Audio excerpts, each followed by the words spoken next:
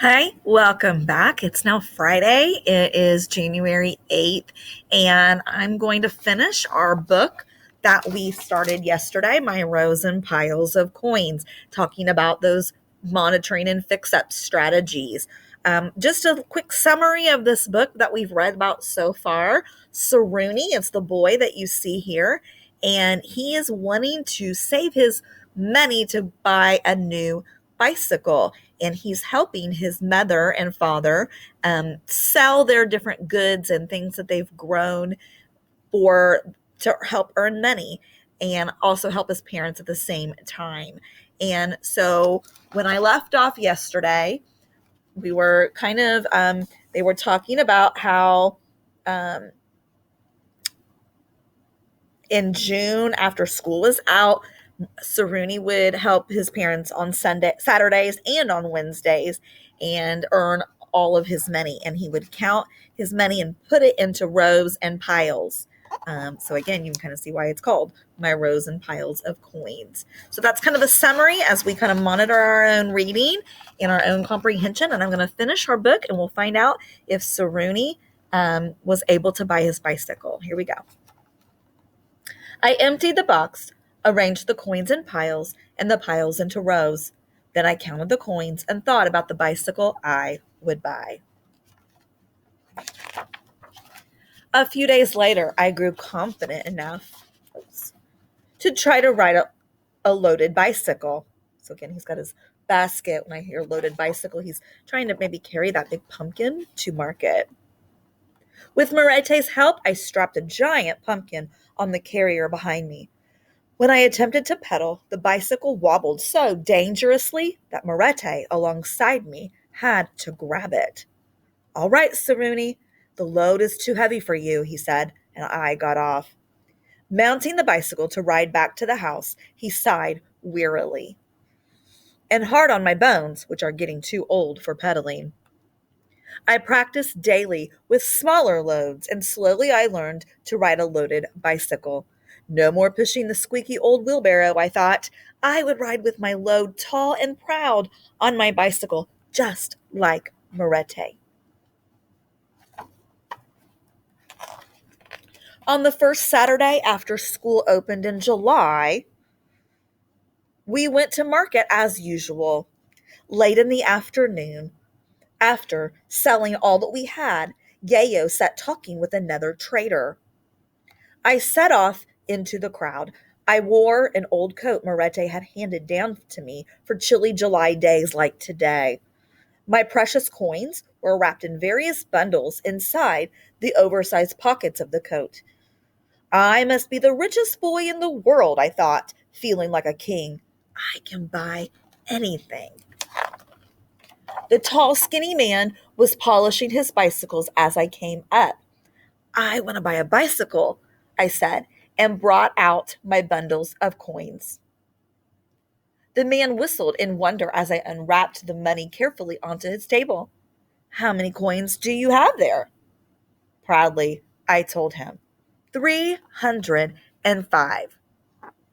305, he muttered.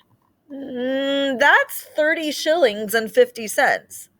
He exploded with laughter. A whole bicycle for 30 shillings and 50 cents? His laugh followed me as I walked away with my bundles of coins, deeply disappointed. Now, we don't use shillings as part of our money system here in the United States, in America. So as I'm reading this, I'm hearing them talk about shillings.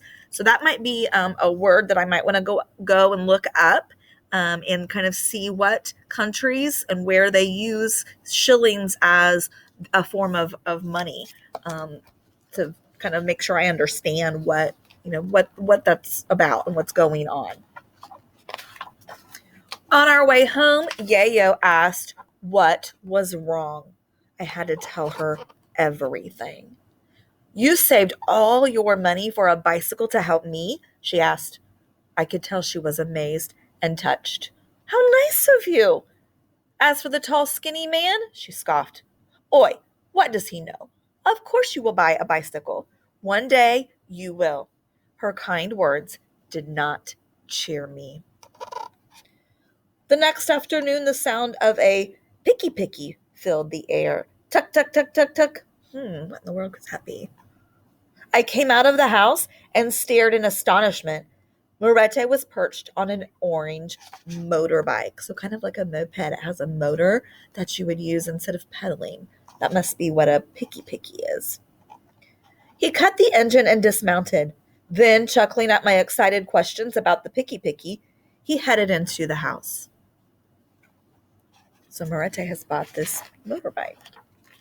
When Morete came out, Yayo was with him, and he was wheeling his bicycle. I want to sell this to you for 30 shillings and 50 cents. He winked at me. Surprised, I stared at Morete. How did he know about my secret money box? I hadn't told him anything. Then suddenly I realized the wonderful thing that had just happened. My bicycle! I have my very own bicycle, I said, and it didn't matter at all that it wasn't decorated with red and blue. Within moments, I had brought Morete my money box. How do you think that Morete knew about the issue that Saruni had with his money box and how he had 30 shillings and 50 cents because he wasn't there? So I wonder how he found out about that. Morete gave Yayo the box. Yayo, in turn, gave it to me. Puzzled, I looked from Yayo to Morete and to Yayo again. You're giving it back to me? Yayo smiled. It's a reward for all your help to us. Thank you, I cried gleefully. So Morete handed the money box to his wife, and then Yayo gave it back to Saruni. The next Saturday, my load sat tall and proud on my bicycle, which I walked importantly to market. I wasn't riding it because Yayo could never have kept up. Looking over at Yayo, I wish she didn't have to carry such a big load on her head. If only I had a cart to pull behind my bicycle, I thought, I could lighten her load.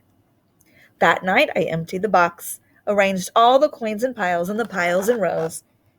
Then I counted the coins and thought about the cart I would buy. And that's the end. So you can kind of see where this is headed. The next thing that Saruni wants to buy is a cart to help his mother and help her make sure all of the goods get to market so she doesn't have to carry them all. So that's kind of a good, we kind of summarized and we monitored our reading as we read through this book. It took us 2 days to do it. At the back of this book, this is kind of interesting too, there is a short glossary of words that are mentioned in the book. The chapati, which was the mentioned at the beginning, which is actually round, flat bread. The picky we found out was the motorbike. It mentions that. And sambusa, it's some kind of food they eat with like a bread dough, and it's filled with meat and vegetables. And then we all talked about Morete and Yayo as the parents. So just a couple other things to kind of help us as we fix up and monitor our reading, comprehend, and make sure we understand what's all going on. Because again, this book is takes place in a different country with lots of different vocabulary and language words to make sure we understand. So that's all for today. See you tomorrow.